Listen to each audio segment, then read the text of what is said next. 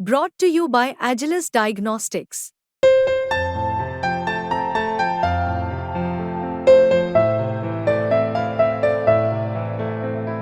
Agilus Diagnostics. Maharashtra cadre के IPS अफसर संजय पांडे का करियर विचित्रताओं से भरा रहा है। सिंघम भी कहे गए और करप्ट भी। पुलिस की टॉप पोजीशन पर भी बैठे और जेल भी गए। करीब 60 साल का उथल पुथल से भरे करियर के बाद संजय पांडे ने नई पारी शुरू की है। महाराष्ट्र में विधानसभा चुनाव से पहले ज्वाइन की है कांग्रेस। महाराष्ट्र के तेज तर्रार आईपीएस रहे हैं संजय पांडे। पुलिस की नौकरी करते हुए वहां तक पहुंचे जहां पहुंचना हर आईपीएस का सपना होता है। मुंबई जैसे शहर के पुलिस कमिश्नर रहे, महाराष्ट्र जैसे राज्य के डीजीपी रहे। नौकरी करते हुए जितने यू टर्न उन्होंने मारे वो हर किसी के बस की बात नहीं। लोकसभा चुनाव के वक्त संजय पांडे ने जोरदार हेडलाइन बटोरी थी। आईपीएस करियर के बाद राजनीति में आने की तैयारी कर रहे थे। कांग्रेस यूबीटी से टिकट नहीं मिलने पर मुंबई की लोकसभा सीट नॉर्थ सेंट्रल से निर्दलीय चुनाव लड़ने पर आमादा थे। इस सीट पर कांग्रेस से वर्षा गायकवाड़ और बीजेपी से उज्जवल निकम चुनाव लड़ रहे थे। संजय पांडे के आने से वर्षा गायकवाड़ को नुकसान का अंदेशा था।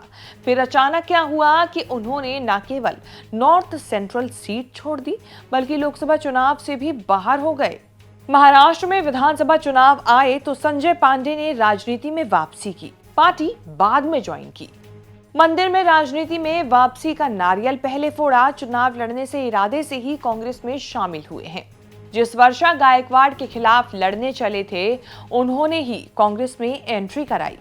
चर्चा तेज है कि वर्सोवा सीट से संजय पांडे कांग्रेस के टिकट पर इंडिया गठबंधन के साझा उम्मीदवार हो सकते हैं। संजय पांडे की उद्धव ठाकरे से पुरानी ट्यूनिंग रही है। ठीक 2 साल पहले 2022 में करप्शन के पीएमएलए एक्ट के तहत गिरफ्तार करके ईडी सीबीआई ने दिल्ली की तिहाड़ जेल पहुंचाया था। एनएसई फोन टैपिंग केस में संजय पांडे की गिरफ्तारी हुई। आरोप लगे कि 2009 से 2017 तक एनएसई कर्मचारियों की फोन टैपिंग संजय पांडे की कंपनी आईसेक सर्विसेज कर रही थी। संजय पांडे की कंपनी उनके पुलिस की नौकरी के साथ चल रही थी।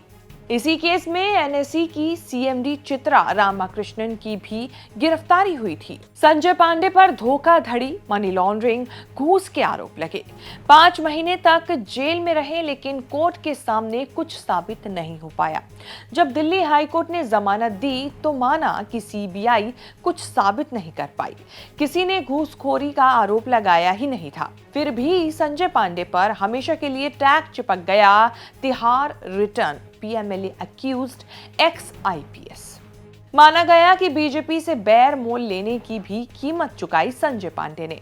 मुंबई के पुलिस कमिश्नर रहे परमबीर सिंह पूर्व स्टेट इंटेलिजेंस चीफ रश्मि शुक्ला को जेल में डाला। महाराष्ट्र में एमवीए के नेताओं पर जब ईडी सीबीआई ताबड़तोड़ हाथ डाल रही थी तब संजय पांडे ने बीजेपी के नेताओं को ठिकाने लगाया। नारायण राणे, नीतीश राणे, किरीट सोमैया पर केस ठोक दिए, गिरफ्तारी कर दी। 1992 के मुंबई दंगे के वक्त डीसीपी हुआ करते थे। दंगे से निपटने के लिए उन्हें एमनेस्टी इंटरनेशनल से सराहना मिली। संजय पांडे के करियर की ये कहानी गजब की है। 1983 में आईआईटी कानपुर से बीटेक किया, क्रॉम्पटन कंपनी में काम किया। 1986 में आईपीएस ज्वाइन किया। 2000 में मिड करियर ब्रेक लेकर पढ़ने अमेरिका के हार्वर्ड यूनिवर्सिटी से एमबीए किया। लौटकर आईपीएस से इस्तीफा दिया। टीसीएस में प्राइवेट नौकरी की। साइबर सिक्योरिटी की अपनी कंपनी आईसेक बनाई। 2006 में फिर आईपीएस ज्वाइन की। 2017 में डीजीपी रैंक में प्रमोट हुए। 2021 में एक्टिंग डीजीपी बने। कुछ महीने में एक्टिंग डीजीपी पोस्ट से विदाई हो गई। 2022 में डीजीपी होकर भी पुलिस कमिश्नर बने। फिर 2022 में रिटायर हुए, जेल भेज दिए गए। जो कंपनी उन्होंने बनाई थी उसी के घोटाले में ईडी सीबीआई ने धर दबोचा। सरकार के टेक्निकल फॉल्ट से संजय पांडे को बड़ा फायदा हुआ।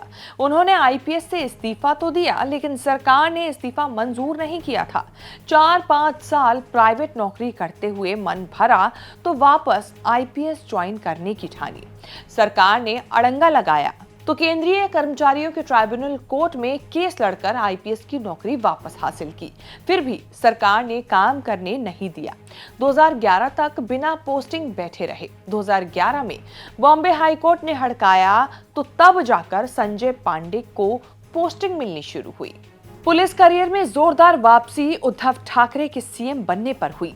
सीएम रहते हुए उद्धव ठाकरे ने कई अफसरों को नजरअंदाज करके एक्टिंग डीजीपी बनाया। डीजीपी इसीलिए नहीं रह पाए क्योंकि यूपीएससी ने नाम क्लियर नहीं किया था।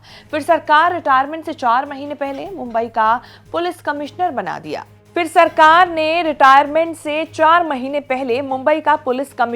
दिया। फिर रिटायर होते ही जेल, गिरफ्तारी, ईडी, सीबीआई के चक्कर में फंस गए। अब जब सब क्लियर है तो राजनीति में पारी शुरू कर रहे हैं संजय पांडे। उसी रास्ते पर चल रहे हैं जिस पर सत्यपाल सिंह चले। सत्यपाल सिंह भी मुंबई के पुलिस कमिश्नर रहे, बीजेपी के टिकट पर बागपत से सांसद बने, फिर मोदी सरकार में मंत्री भी।